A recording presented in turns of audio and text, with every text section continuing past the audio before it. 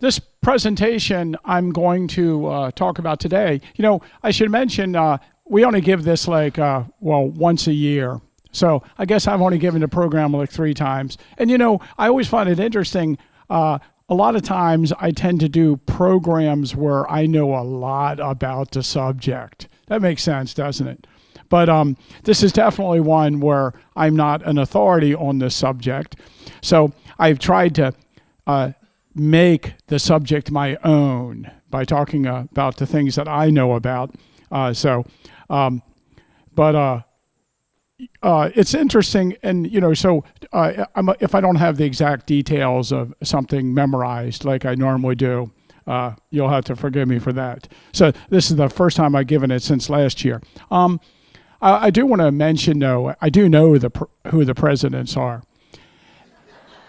And I've always known who the presidents were. And I don't know how old I was, but a traveling encyclopedia salesman came to our house. You know how they used to do that. And I don't know, we already had encyclopedias. I don't think we got anything. But they gave me, as a present for listening to the spiel, a set of presidential flashcards. And I was really young. I don't know how young I was, but I had memorized the presidential flashcards. And for me, presidents, I always liked the presidents, not because I was into politics, but because it was more of a memorization history thing. Everybody wanted to know who the presidents were. And so I don't know when I figured out, but I knew all the presidents in the order, and I could recite them. And I think it was in 2nd grade, I was being a smart aleck one day in class, and the teacher called me up and said, "Okay, recite all the presidents if you think you're so smart." And I did. And I was telling my son this story one day. My son has a much better memory than me. And he interrupted my story and he said, "Dad, there were a lot less presidents then." So, and he was right. So anyway, on November 19th, 1863, Abraham Lincoln gave probably the most famous speech in American history. And, beyond the mastery of the words themselves, the timing of the speech and the message that Lincoln delivered could not have been more profound or endearing. In about 10 sentences, he clearly stated the goals of the war, and he refocused the resolve of the Northern citizens to see the conflict through to the end. He also reaffirmed the founding principles of the nation: freedom, democracy, and equality for all citizens. Since Lincoln, many other presidents have visited Gettysburg, some to find inspiration from the events that occurred here, and others to perhaps deliver their own Gettysburg Address.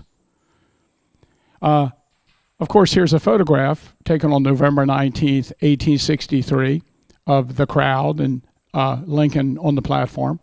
And here we have Henry Astor Jacobs, who was there at the time. He was 19 years old. And later, he wrote a book about the Gettysburg Address. And in his book, he states, "Many distinguished statesmen have spoken on public occasions in that cemetery since then, but they have been forgotten, like the brilliant foliage on the trees above those graves, while Lincoln's oration stands like a giant shaft above and over them all." And I think it's interesting that he was making that analogy early on. So I think we established a figure of 26 presidents have visited or passed through this area. Now, some of them, of course, before Abraham Lincoln. So we're going to talk about them too. George Washington actually passed through Adams County twice. He passed through on July 2nd, 1791. And again, on October 25th, 1794. The second visit is better known as he is said to have stayed at Russell Tavern on Goldenville Road. And for those of you who don't know, this image is from our collection, and that is Harriet Hamilton Bailey, who lived on the old Carlisle Road and has an account, a civilian account of the battle. But her grandfather owned Russell Tavern at the time, and she's one of the sources of information for, yes, George Washington spent a night there. And of course, there is a plaque placed in front of the building by the DAR marking that fact. And you know, and I tend, you know, there are people who will tell you, oh, no, there's no good source for it. But I tend to believe the source. Now, lesser known is the fact that a few years earlier, 3 years earlier, Washington passed along the Monocacy Road when he was traveling back to Philadelphia, you know, coming up from near Frederick. And you might know that just south of Keymore, I believe it is, there's a house and there's a sign on it in Frederick County saying George Washington slept here. And then the morning of Saturday the 2nd, we have this from George Washington's diary. Set out a little after 4 o'clock and in about 6 miles crossed the line which divides the state of Maryland and Pennsylvania, the trees of which are grown up that I could not perceive the opening, though I kept a lookout for it. 9 miles from Taneytown, Littlestown is passed.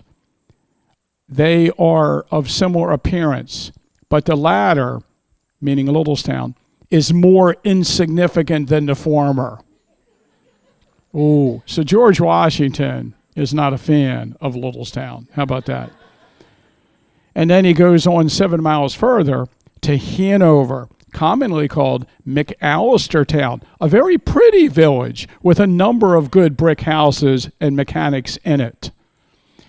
At this place, in a good inn, we breakfasted, and then in 18 more miles reached Yorktown, where we dined and lodged. So there you have it from George Washington, if you didn't know that. So, of course, our county is founded in 1800, and it's named Adams County. And our county is founded at the time that John Adams is president, and it's named after him. Although we don't have a visit to our county from John Adams.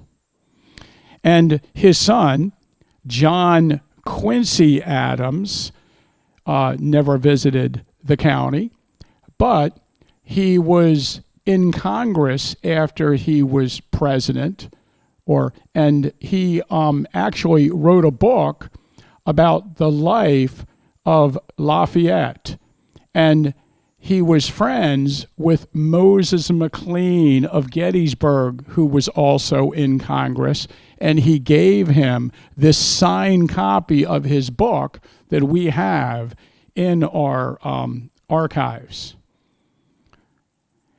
And perhaps you don't know, Daniel Webster in 1836 was running in the primary against Andrew Jackson. And he did not, of course, you know, Jackson prevailed.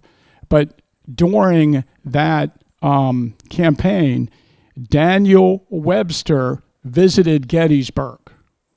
So I'm going to mention here and there presidential candidates that have visited Gettysburg, because again, that's something I know a little more about. But you can see this is from our local newspaper in 1833. I said in 1836, but he's running in 1836, but he visited Gettysburg in 1833. And we have this account. And perhaps, you know, when you go to the Hotel Gettysburg, they have the Daniel Webster room with his picture in it.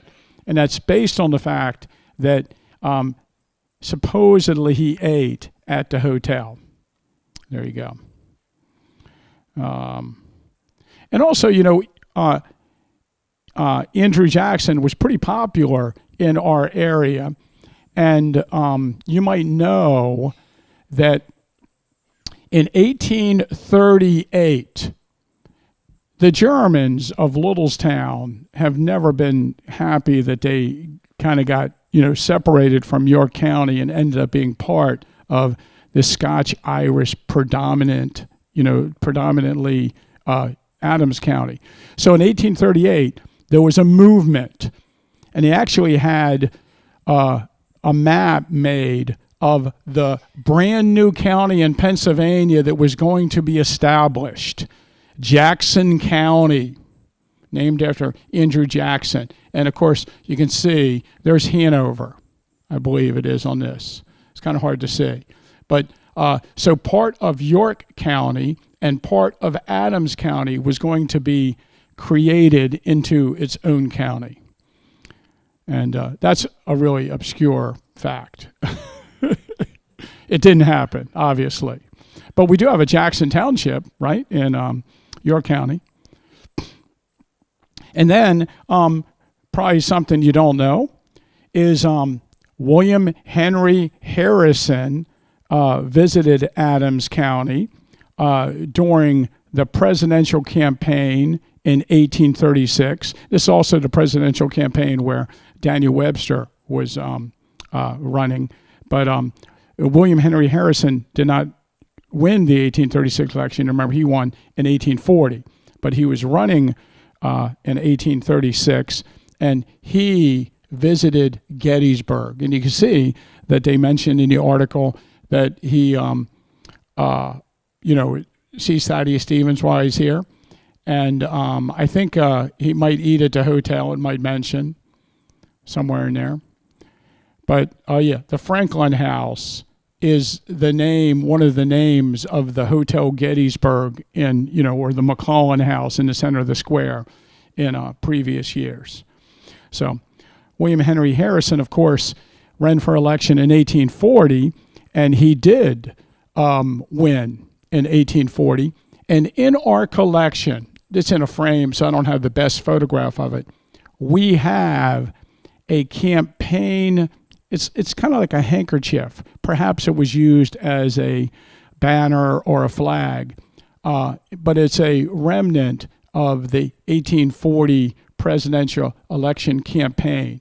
This item was originally planned to be on display in our museum, but I picked a lot of things to be in display in the museum, and we had to hone them down as time went by. So we had this in storage, but it's one of the interesting things in our collection. And also I've noticed over the years when I've done research on especially Civil War soldiers, that there's a lot of William Henry Harrisons. Here is from Evergreen Cemetery, William Henry Harrison Pierce. This is Tilly Pierce's older brother. And I'd like you to take note of the date that he was born. March 3rd, 1841. Does anybody know what happened on March 4th, 1841, the next day? That was the inauguration of William Henry Harrison. Do you remember that, in early presidential days, March 4th is Inauguration Day, and then they moved it to January 20th at some point. So he, of course, William Henry Harrison, gave the longest speech ever given at an inaugural up to that time. And it was a really cold and windy and rainy day. And he caught pneumonia, and he died within a month. And, of course, had the shortest presidency. So, and I just find it interesting, if you go in the graveyards around, you usually see them listed William H.H., and then their last name. But there's a number of kids in the county. I could have put more of them in here, named after William Henry Harrison in that 1840 campaign.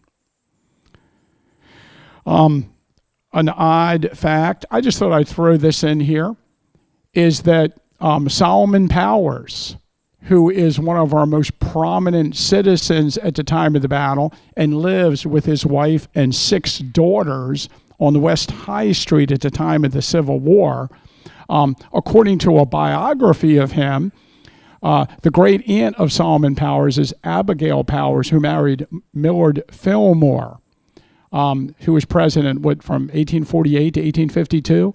And so during that period, I wonder, Solomon would be really interested in the fact that I think he says it's his grandmother's sister, is in the White House at that time. So there's a connection to Millard Fillmore. I believe it's also, well, that's another story. We'll go with that one. And of course, we should mention that there's no doubt in the world that James Buchanan was here in Gettysburg on many occasions.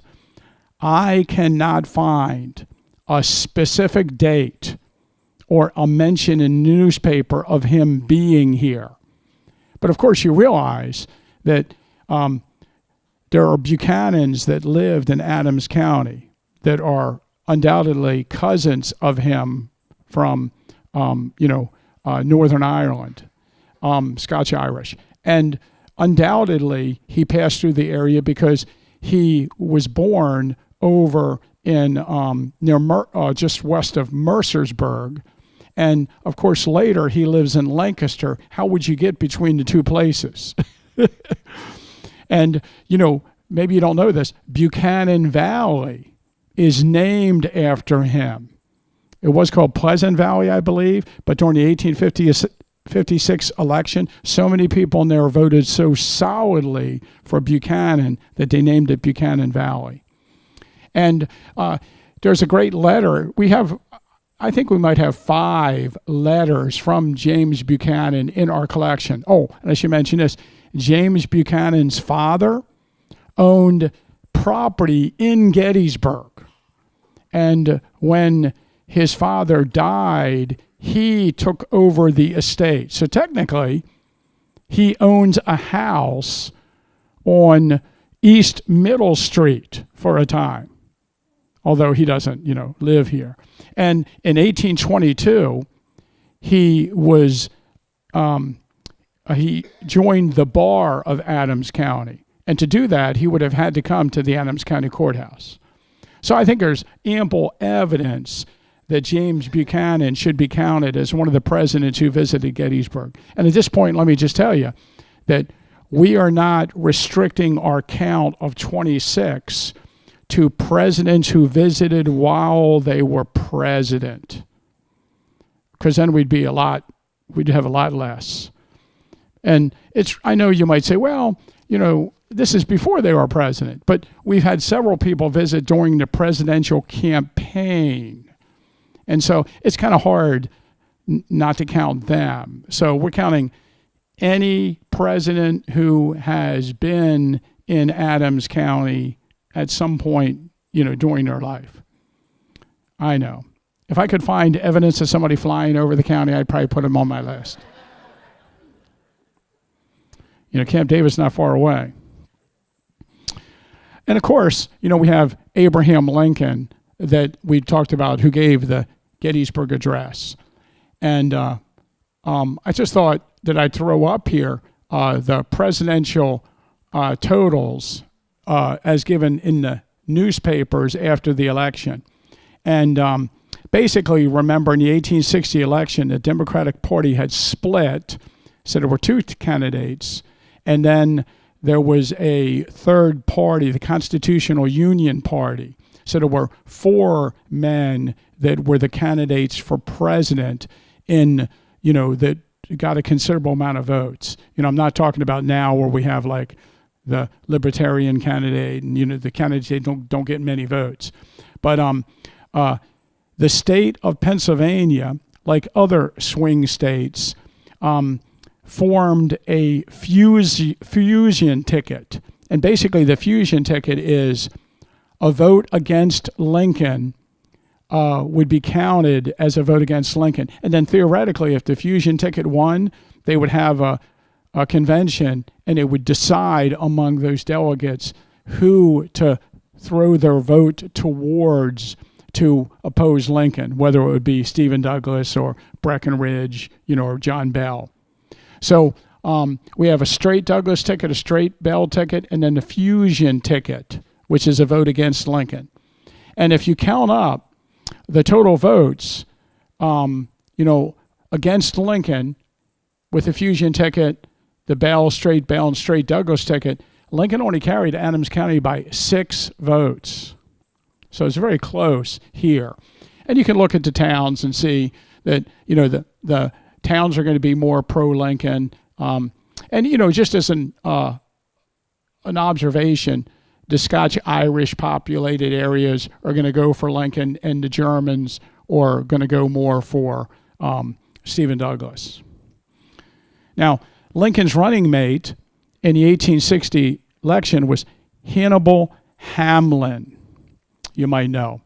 And Lincoln's, it's kind of unusual, you probably know, that in Lincoln's second term, he chose Andrew Johnson, which caused all kinds of problems eventually. And then, of course, Andrew Johnson's impeached.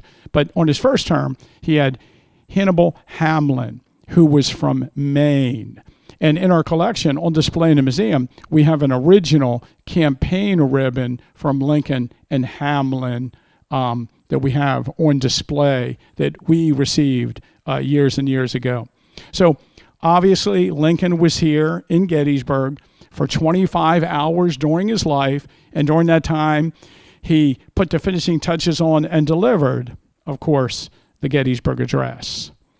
But a lot of people don't realize it, and it was Dr. Gladfelter here who first enlightened me about it. But Hannibal Hamlin was in Gettysburg a number of times, and I have him here twice.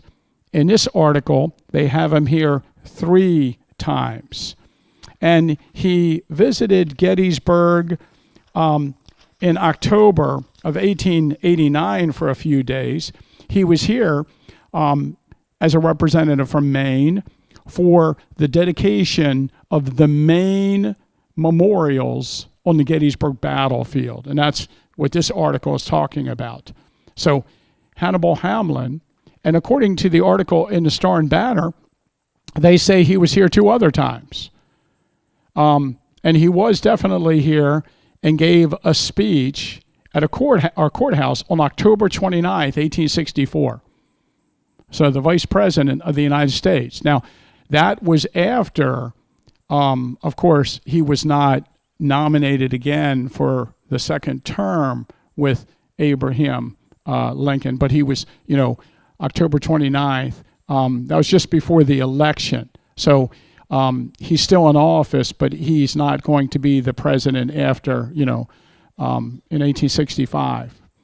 But they also say that Hannibal Hamlin was here during the Gettysburg Address. I don't think that's true. If it's true, he's not mentioned in any of the accounts of being a visitor. Maybe that's par for the course for being vice president, that you're not mentioned in anything. But I think they're just assuming he was here. But isn't that fascinating to know that he was here during the dedication ceremonies? He was still alive.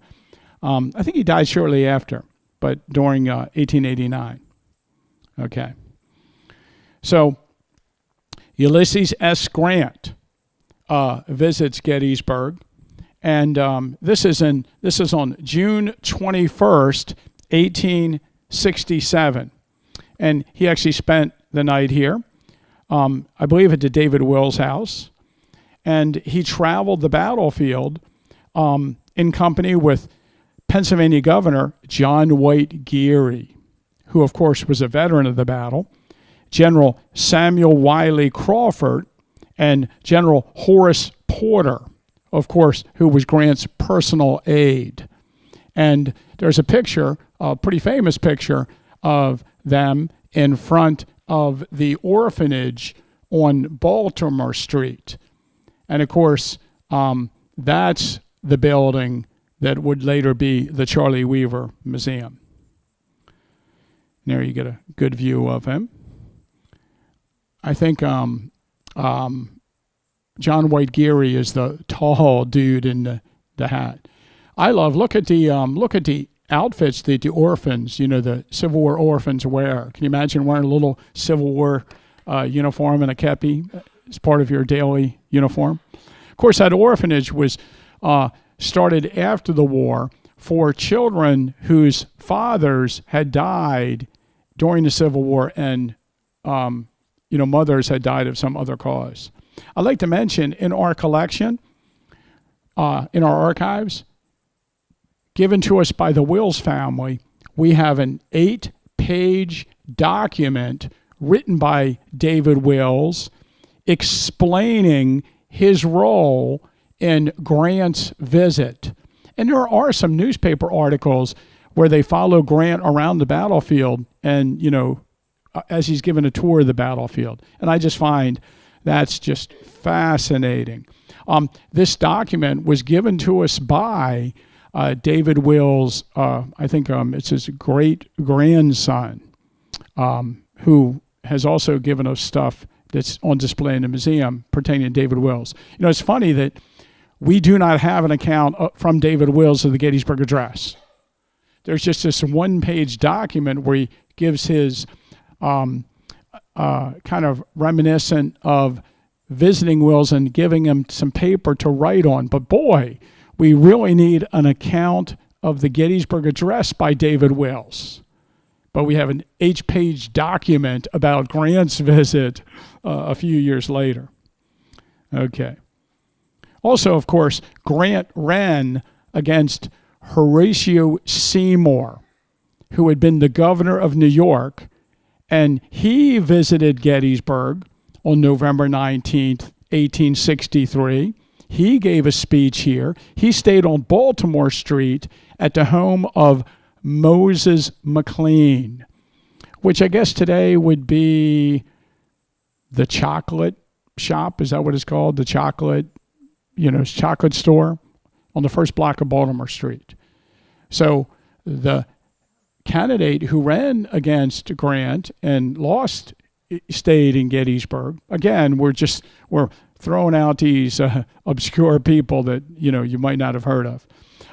But we have some documents signed by Horatio Seymour while he was here, and also we have a speech that he gave in front of that house to the 5th New York Heavy Artillery that had come up from Fort McHenry and was also here for the Gettysburg Address. And he actually presented them with a new regimental flag while he was here. And I would say, looking at the Gettysburg Address as a whole, Horatio Seymour is the highest-ranking Democrat to attend Lincoln's Gettysburg Address. Okay. And then we have, let's see, got to change my page. Then we have Rutherford B. Hayes. Let's see. And he visited two times. I have him, let's see. Oh, yeah. And I found, of course, you might know that Rutherford B. Hayes is the colonel of the 23rd Ohio Infantry. And he's wounded at the Battle of South Mountain previous to Antietam. And I found, I forget how I ran into this, but I found an article where representatives from Ohio were visiting various battlefields after the Civil War. And I found an article where he, along with other Ohioans, visits the battlefield on June 29th, 1866. So he just happens to be here because he's part of an Ohio delegation of former veterans. He also came again on May 29th, 1878, while he's president, I believe. You can check me on that. And he arrived here. He spent the night with Edward McPherson on Carlisle Street in that house that's now owned by the Gettysburg College. So I want the downtown tour guides, I see them some of them back here, to start pointing that house out. Hey, do you know that Rutherford B. Hayes stayed in this house? Who? Okay. I like it. Was he 19th? 19th president of the United States, right? And then the next day, he went on a battlefield tour with John Batchelder, government historian. And there's articles in the paper about it. And, you know, one of the interviews actually has him given a quote. I should tell you this at this point. Initially, do you know we put that president wall of faces downstairs in the museum where we have pictures of the presidents that visit afterwards? And, you know, of course, I put that together. And initially, I had a block quote about each person's visit, because many of the presidents visit here multiple times. And also, I had a quote by each of those people about being in Gettysburg, either from the speech they gave while they were here or like something from a newspaper that interviewed them about their visit. So a little block quote. And for Rutherford B. Hayes, I'd put, "The great martyr of the conflict was Abraham Lincoln. He, by his immortal words spoken here, has indissolubly, I can't even say that, linked his name, fame, and memory with the Battle of Gettysburg." So he chose to talk about Lincoln. Indissolubly. Wow. Okay. So here is Grover Cleveland, who visited Gettysburg while he was president in 1885. And although he gave no speech, I couldn't find anything that he said about it, he toured the battlefield with legendary tour guide and Civil War veteran William D. Holdsworth. And you can see we have this photograph that was recorded by William Tipton. And you can see there's William D. Holdsworth driving the carriage, and you can clearly see. I forget who the other people are. I think members of his inner circle.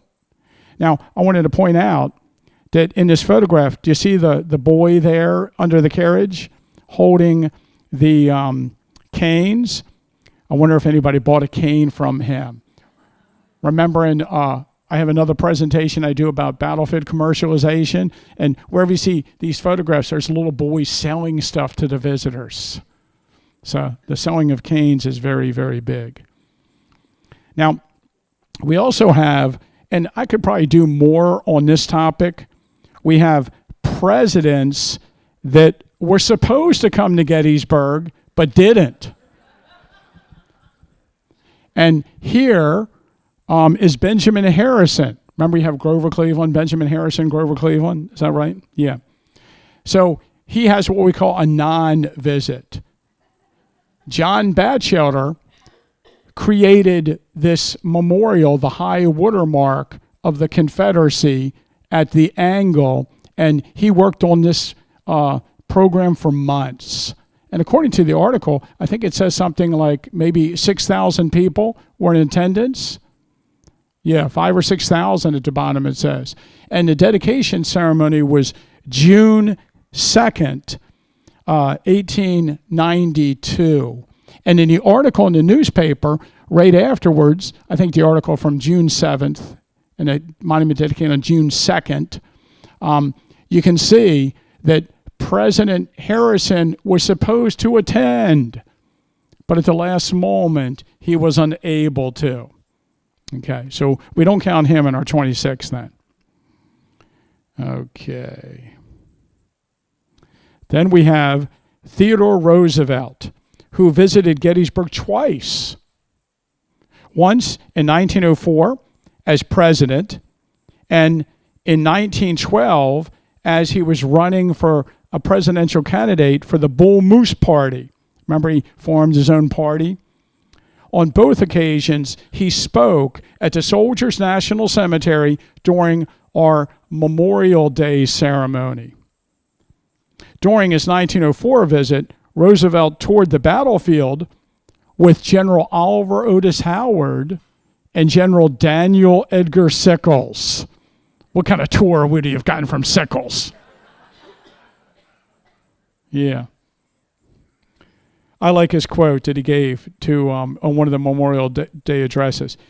He is but a poor American who, looking at this field, does not feel within himself a deep reverence for our nation's past. Now, when he came in 1912, William Tipton took his photograph on the train outside the station in Gettysburg. And there's William Tipton. You might know William Tipton actually was a political candidate in this area for many years. He was on the town council. He was the burgess of the town for a time. He represented our district in the state legislature at one time. And he was actually a delegate to the Bull Moose Party convention that nominated Theodore Roosevelt as president. And in the newspaper, I should say the ballot, he is one of the electors listed on the ballot. You know, at different times in elections, you don't vote for the candidate, you vote for the elector. So he's an elector for that in 1912. Fascinating.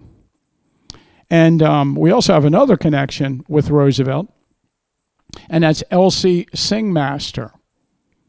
Elsie Singmaster Lewis. And Theodore Roosevelt had read one of her books. Whoa, is that a fly flying past her? Had read one of her books and actually sent her a letter and, thanked her for the book that she wrote. And this is part of our Elsie Singmaster collection that we received. She, in the early 1940s, was a big supporter of the Adams County Historical Society. And we have a lot of stuff in our collection that she donated to us, especially when it comes to Thaddeus Stevens, large collection of Thaddeus Stevens stuff. Okay. So on May 31st, 1909, 2 months after his inauguration, President William Howard Taft visited Gettysburg to attend the dedication of the United States Regulars Monument, just south of the Angle. And the crowd is estimated that day as 30,000 people. And so here he is, and it says, I love this angle. It's just from a snapshot taken by someone, maybe a kid. But look at the Lincoln train station architecture up there above him. Isn't that wild? And here he is in a carriage on his way from the train station to the speaker's platform. And in our collection, we actually have a photograph of him on the speaker's platform. William Howard Taft. Isn't that wild? Let's see. I don't have anything from his speech. I probably had it on the wall. Okay. And then, of course, let me look down. Who are we at? Of course, on July 3rd, 1913, we have Woodrow Wilson. And we have a number of photographs of Woodrow Wilson. And he was here for a very short time. And I think one account of it remarks that he has the shortest visit to Gettysburg in any of our accounts. He, comes into the train station, gets off the train, is driven by car out to the field of picket charge where they have the great tent set up for the 1913 reunion with the veterans, gives a speech, walks out, gets back in the car, rides back, gets on the train, and leaves. So he's here for definitely less than an hour. And, some people have put it, even shorter. So, and here's a couple variants from the Library of Congress site of him actually giving the speech. And you can see some of the nurses on the stage at that time. I wonder if Sally Myers is sitting on the stage, as you know, she's one of the Civil War nurses. Here he is. Again, this is from the Library of Congress. If you get on there, you know, we search for Civil War photographs, but if you search various presidents, in the middle of their stuff, you find these great Gettysburg images. And I found some that aren't even listed. This one on the side says Gettysburg, but I found some that are obviously Gettysburg and not listed as being Gettysburg. And here he is leaving the tent. You can see him. He's actually over there. I put this whole image in because I wanted to see. Look at this this boy. He is having the greatest moment of his life.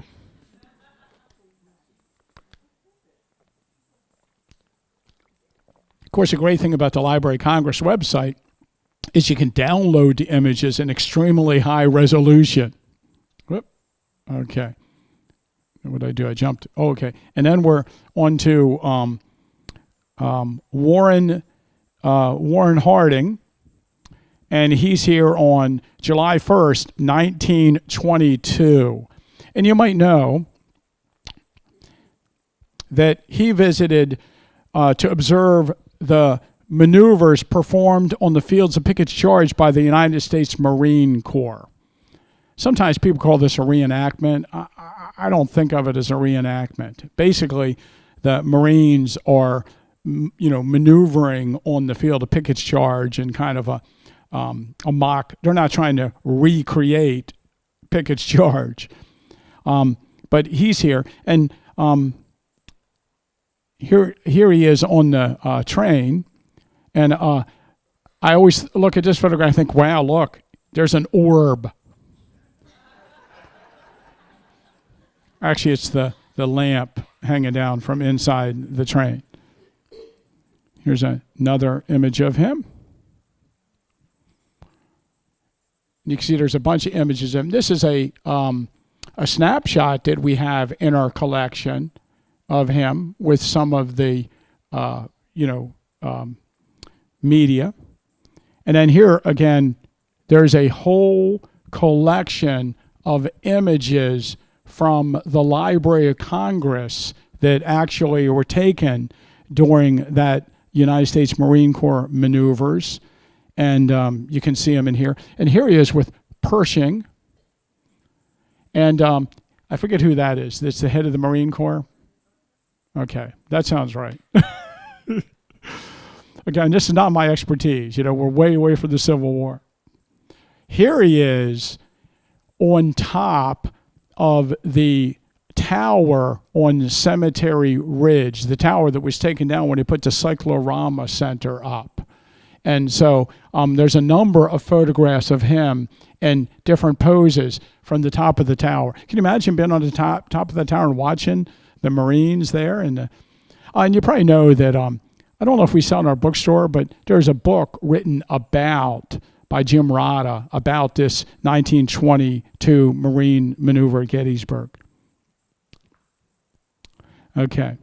And there he is again in the tower. Of course, I was never in that tower. It was taken down before I was born. Taken down in 1962.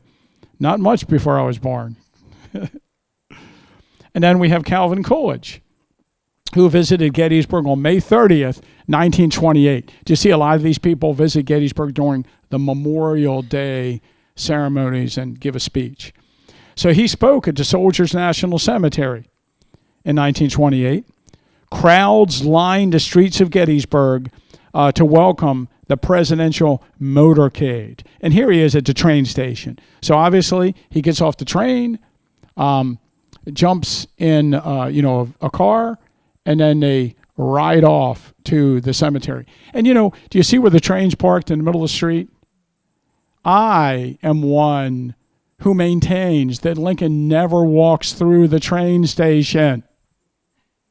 He stops and the train has too many cars on it. They stop and he walks off the train and walks to the square. it's so important for the people at the train station to have him walk through the train station. But, here's, you can see the people he just got off the train and are getting to a car. And then, I think it's interesting they stop. They're there in the car for a few minutes because we have a number of private images, not professional images, but locals ran up and took a snapshot of him. And we have a few people that donated shots of him to us over the years. Here's somebody obviously taking a photograph from their window, on Carlisle Street. Again, look at the train station all decorated. How about standing on the balcony, where the, Majestic Theater, is. Again, this is 1928. I forget when, off the top of my head, in the 1920s, they built that wing of the hotel that would serve as a Majestic, but not too long before that. But that's a great image. He's standing in his car, so they're waiting, and obviously he's getting his photograph taken. So you're going to... What's that? The street's wet. It rained, yeah. Yeah. Good stuff.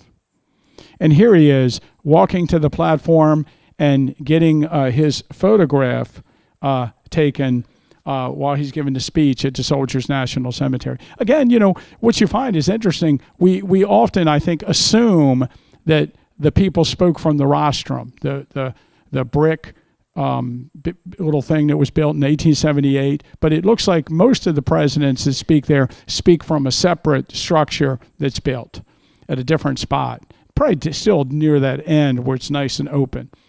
And then I wanted to mention that a vice president, Charles Dawes, actually, I guess he was a vice president under Coolidge, spoke here on, I have it written there, don't I?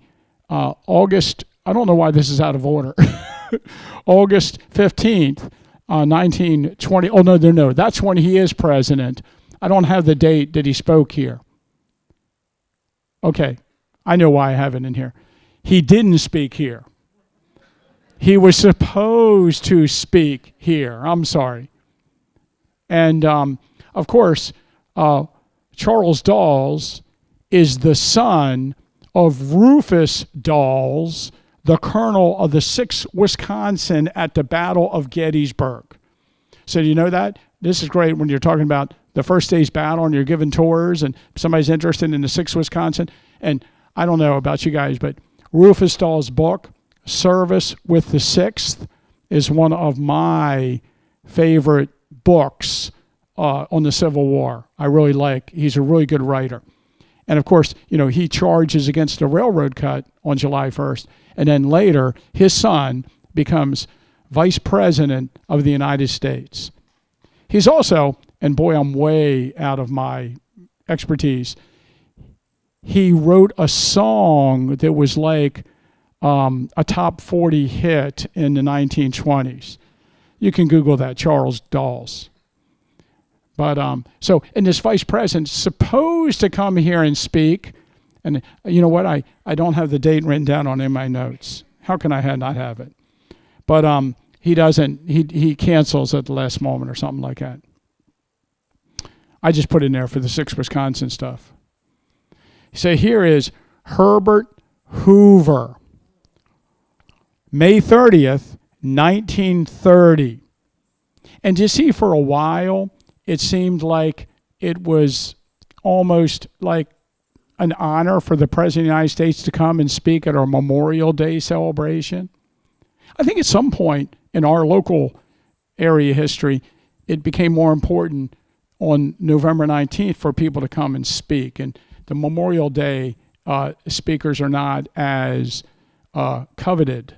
But, at one time, there's a series of Memorial Day speakers. So Herbert Hoover spoke at the Soldiers National Cemetery on May 30th, 1930, 7 months after the stock market crash that, of course, precipitated the Great Depression. My papers are stuck. There were many elderly Civil War veterans in attendance. And one of the highlights of the ceremony that makes all the papers is Hoover shakes hands with Louisa Vandersloot Smith, a member of the choir who sang on the platform during Abraham Lincoln's Gettysburg Address. And I don't know if you've ever heard of Louisa Vandersloot. She lives in Gettysburg at the time of the battle. Her father, Samuel Vandersloot, was a dentist, I believe, and he had a house where the annex of the courthouse is today on Baltimore Street. But she lived in Hanover at the time. And of course, the articles are about how, Hoover shakes hands with her, and 67 years ago she sung on the platform of when Lincoln gave the Gettysburg Address.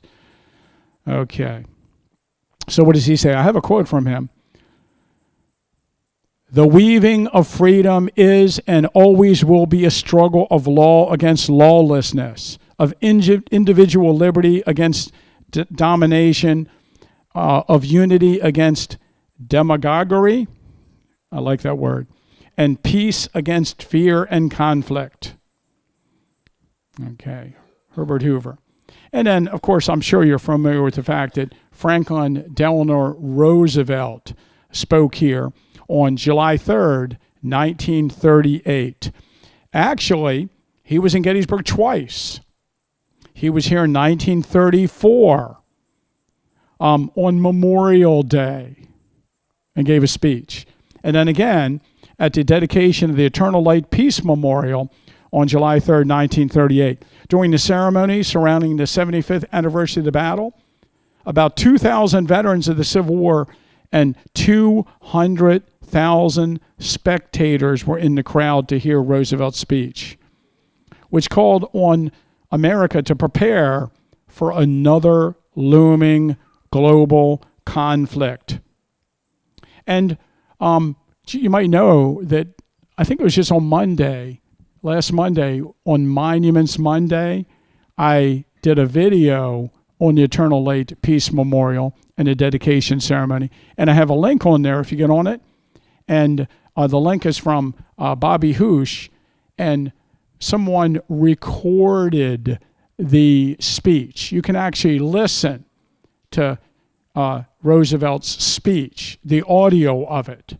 And of course, there is some video footage of segments of the speech also. But you can actually listen to the whole speech on audio. So I recommend that. Immortal deeds and immortal words have created here at Gettysburg a shrine to American patriotism. So it's a pretty good speech.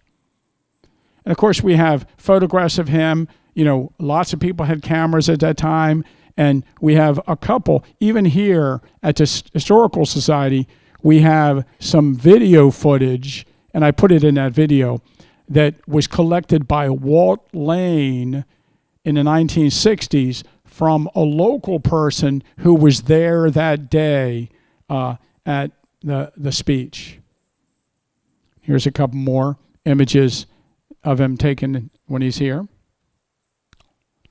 And in Walt Lane's collection, he collected some photographs that were taken of the crowd that day, and I took 3 of Walt Lane's photographs that he didn't take them himself, that he had gotten from somebody, and I cut them and spliced them together to show the crowd. So that's actually 3 photographs. Can you see where I spliced them? So this is taken from the Eternal Light Peace Memorial, looking south. And I don't know how many people, let me think, and looking around the room. There's a few people that know that's Druid Deitch's house. Tour guide Druid Deitch. I think he stopped guiding. He was like 95 or something when he stopped. He probably should have stopped a few years before. He wasn't the best driver. I was behind him many times. But I always wondered, what did the bathroom situation look like during the ceremonies? you know? And there's a parking lot for some of the cars. Yeah. Interesting. I really like all the photographs taken there that day. Now, I'm going to point this out, and it's been a while since I talked about it, but I did research into it. Did you notice a guy in Orangeville has put a sign in front of his house that FDR slept here while he was in town for the 1938 reunion? No way. Absolutely not. And, several times I think I've thought about tearing a sign down. Do you know where it is? Everybody see that sign? Anybody look at it and think, how's that work? It hurt my head to do the research on it.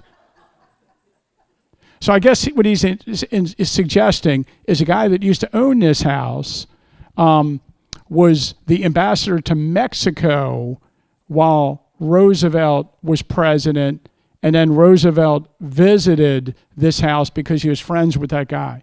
There was a guy from Orangeville who worked on the staff of the ambassador to Mexico, and that's what they're referring to, but he was not the ambassador to Mexico. He didn't know Roosevelt. Roosevelt didn't stay there. Roosevelt came in by train. And so it wasn't a train from Harrisburg either. Anyway, it's just interesting how these things happen. I guess like Washington slept here. Kinda. It's all, in the bigger scheme of things, it's all right. It's just not true. I should let it, those things that bother me. Harry S. Truman visited Gettysburg twice. So it might not surprise you to learn that Harry S. Truman is in the crowd when Roosevelt gives that speech. He's in, I forget, is he a senator or is he a congressman during 1938? And he visits Gettysburg and is in the crowd. And then he visited again on July 6th, 1946. President Truman visited Gettysburg.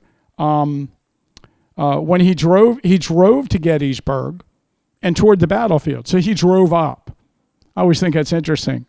He spoke with reporters at the Virginia Memorial and sort of held an impromptu press conference there. But they're the photographs that I have of him, at the that little get together. Okay, and then of course, who we're gonna have? Dwight David Eisenhower. Of course, he visited Gettysburg many, many times, and eventually, moved here. Perhaps his most famous speaking occasion. Oh, we'll talk about that in a second. Hold that thought. But here he is when he visits Gettysburg as a cadet at West Point on May 3rd, 1915. There he is. So when you walk up the steps of the Christ Lutheran Church, you can kind of see he's near the, let's see, I forget where. You see he's near one of the railings there. It's been a while since I looked at the big one to see exactly where it is, but you can see, yeah. And there's some newspaper articles about the cadets' visit, and some of the newspaper articles have illustrations, but of course, it's going to be impossible because it's just part of the class to know if he's in these images or not. And I talk a little bit about this when I do a show on Eisenhower at Gettysburg. The baseball team of the cadets plays Gettysburg College in a game. And they beat Gettysburg College. I don't know if that's anything to write home about. But Omar Bradley's also on that visit. Omar Bradley does play in the baseball game against Gettysburg College. Of course, Eisenhower was here as the commander of Camp Colt, in World War I. And then, of course, in 1950, Eisenhower purchased the Ellen Redding Farm, and of course that was the Eisenhower National Historic Site today. And I should mention that Eisenhower was a resident of this community after he retired. On display downstairs, we have the ballot box where he cast the vote for himself as president in 1956. And that election house was right here on this property, just down. It would be down at the end of our parking lot near the entrance to transitions. But that ballot, that election house was right here. Yeah. And that barn in the background is the Almshouse Barn, which of course no longer stands. And then, of course, I was going to say that Eisenhower, probably his most famous speaking engagement was he spoke on November 19th, 1963, during the 100th anniversary of Abraham Lincoln's Gettysburg Address. And right there, there's the lady you were asking about. I think she's sitting right there, off the top of my head. I've seen other pictures of her. Yeah. Yeah. And you're in the crowd here? Where are you at? Are you in this crowd? Oh, I shouldn't have said that? Oh, okay. You didn't get to. No, okay. They didn't give you a good seat. Okay. And Eisenhower gave tours of the battlefield, and this is my Civil War Times, magazine that I got from 1961, where he's giving a tour to incoming congressmen. Talks about the battlefield. And, I like it because you can read what kind of things he thinks about the battle on his tour. Okay. And, he often brought people to the battlefield while he was president and after he was president. And he liked to, talk to them, and give them a tour of the farm. And he really could gauge someone, by talking to them, he said. And, of course, here he is with Winston Churchill and Charles de Gaulle and Montgomery, the famous tour that he gave with Montgomery, where he's on Little Round Top there. I don't know if you noticed in a Monument Monday episode, a month ago, I stood on this rock to show you where you could go and stand on the rock with Eisenhower and Montgomery. And here's Eisenhower. He gave an interview, a TV interview, and you can see the construction of the cyclorama back there to give you an idea when it is. I think it's 1962, I believe this is, before I think the cyclorama building opened up, and somebody could correct me, November of 1962, if I'm right. So I'm guessing it's the summer of 1962. And this is Bruce Catton. So here's Eisenhower and, the most preeminent Civil War historian of his time, Bruce Catton. And of course, Kennedy visited the battlefield. He visited on March 31st, 1963. President John F. Kennedy and First Lady Jacqueline drove from Camp David. And, Kennedy drove. Apparently he drove very fast.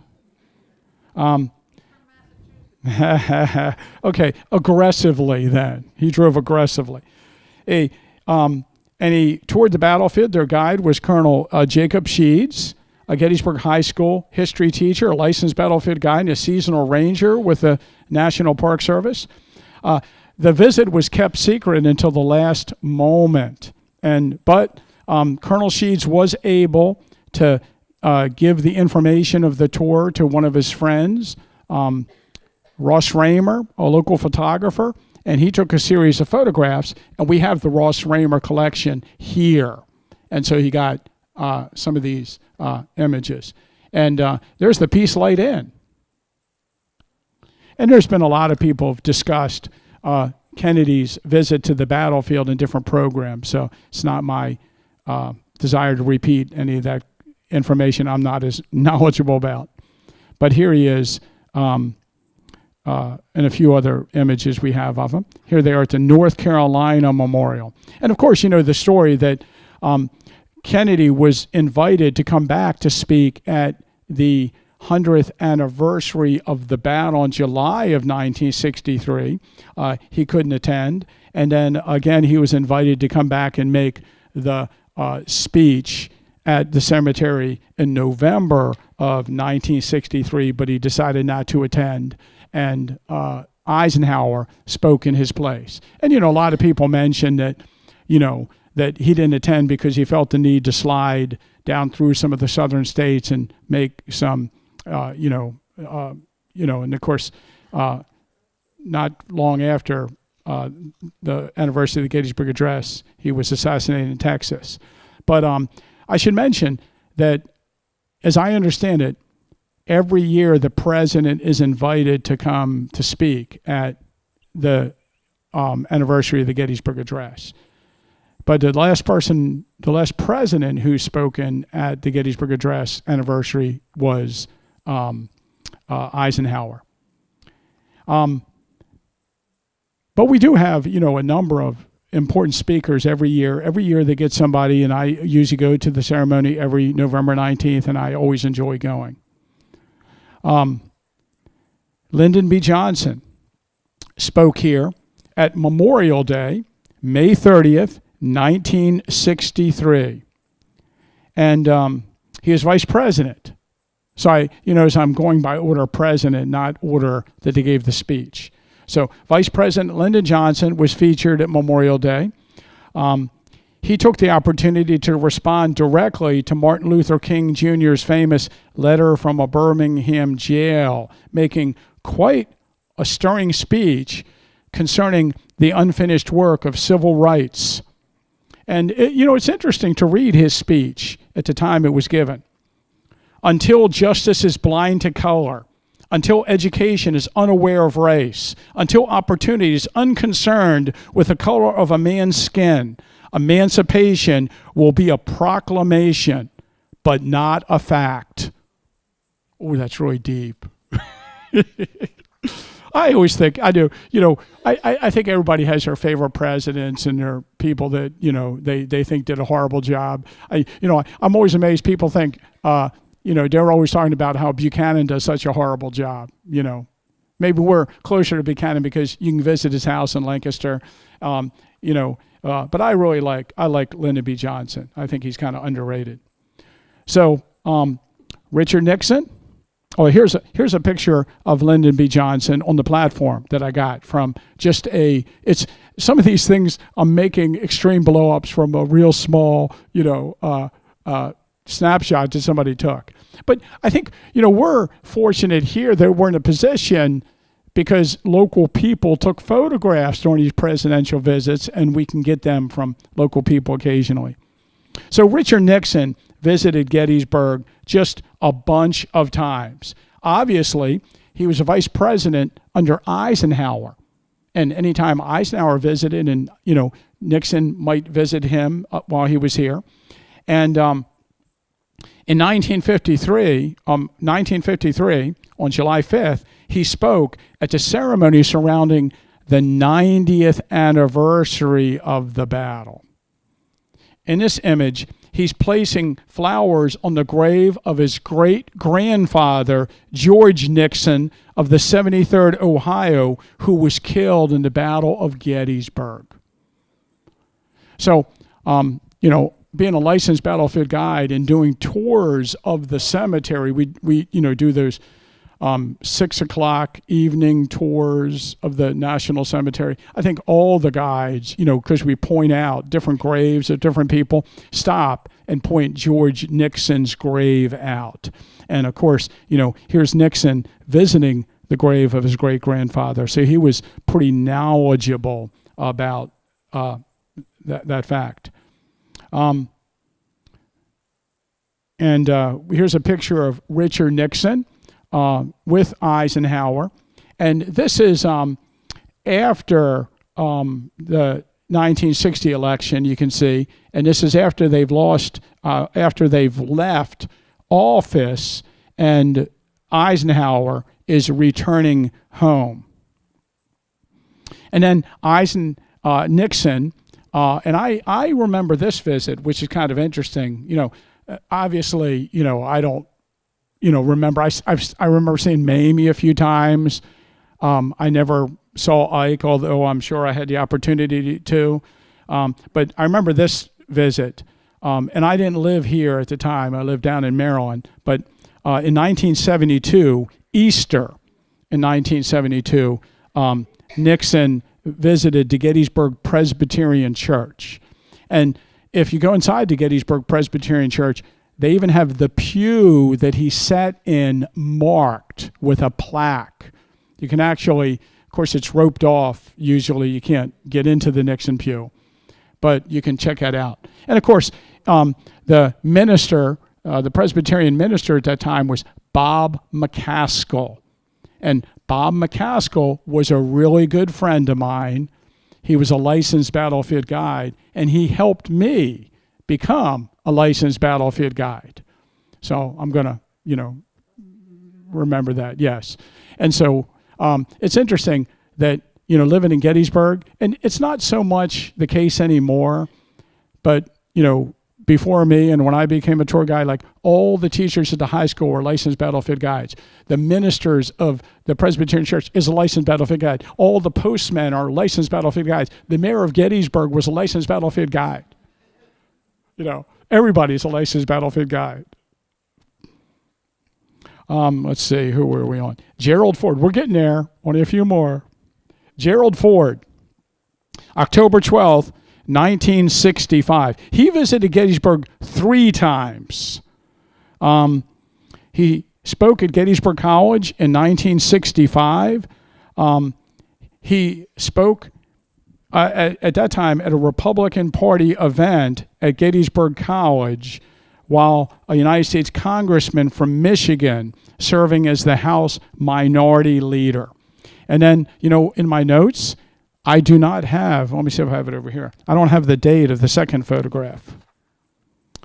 Okay, where is that? I don't have the date of the second photograph. But after his presidency, he was given an honorary diploma from Gettysburg College. And you can see Dr. Charles Gladfelter, of course, who's the director here and one of my good, friends and mentors, is the one who actually gave him the diploma, and he's putting some kind of pin on his lapel there. And then, of course, we have Jimmy Carter. He visited Gettysburg twice in 1978. First on July 6th, where he, along with historian Shelby Foote, toured the battlefield with National Park Ranger Robert Prosperi. And on September 11th that year, he returned during the Middle East Peace Accords with a group that included, of course, Prime Minister Menachem Begin and Egyptian President Anwar Sadat. And there are photographs. You can see here he is with Shelby Foote and Bob Prosperi, who's on the left there. Wow, that's a really nice beard, Bob. And here's Jimmy Carter, and he's near the Virginia Memorial. Here he is again with Rosalind there. And of course, again, in Monuments Monday, like a month ago, maybe 3 weeks ago, I stood at this very spot on that rock and tried to, get you to see. You can go up there and stand where Jimmy Carter was standing on that tour with Bob. And there's Bob giving a lecture to the Carters. And these people just sort of started mingling around Bob. And Bob does an excellent discussion of this, and he might be sitting in the audience today in the back there, so you can talk to him about it if you want. And there, of course, is the tour during the peace accords. I remember this a lot because, it was in all the newspapers, of course, and I lived not far from here at that time, just over the Maryland line in Carroll County. I went to Westminster High, if you didn't know. And my dad, I don't remember why, but my dad was obsessed with the guy with the eye patch, Moshe Dayan, is that his name? I don't remember why he was obsessed by him. But every time he was on TV, he said, look. I should have paid more attention to why he was obsessed by him. Maybe he met him somewhere, or I don't know. But I regret that I didn't come to Gettysburg and try to, get involved in that crowd there that day. But we have a lot of photographs, and there's photographs available of that on the internet.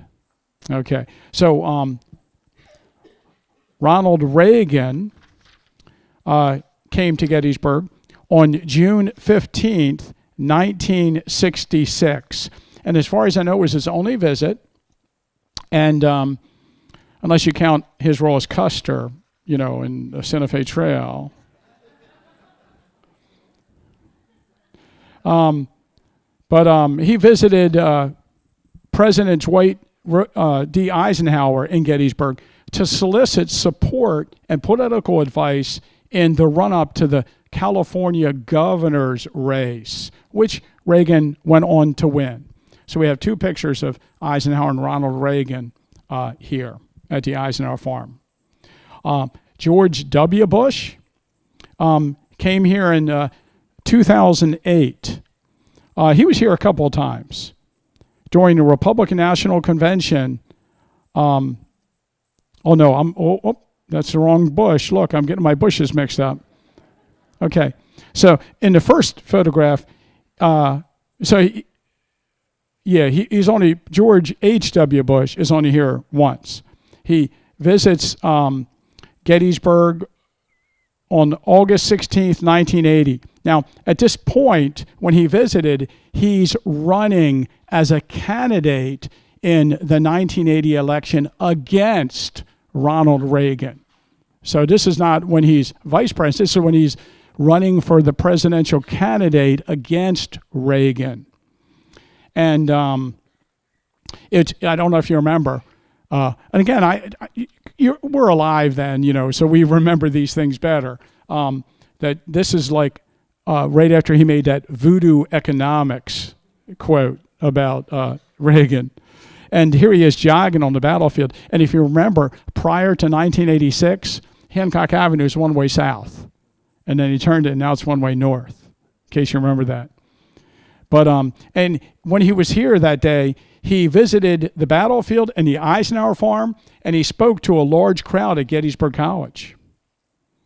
And then, of course, George W. Bush, his son, was here twice.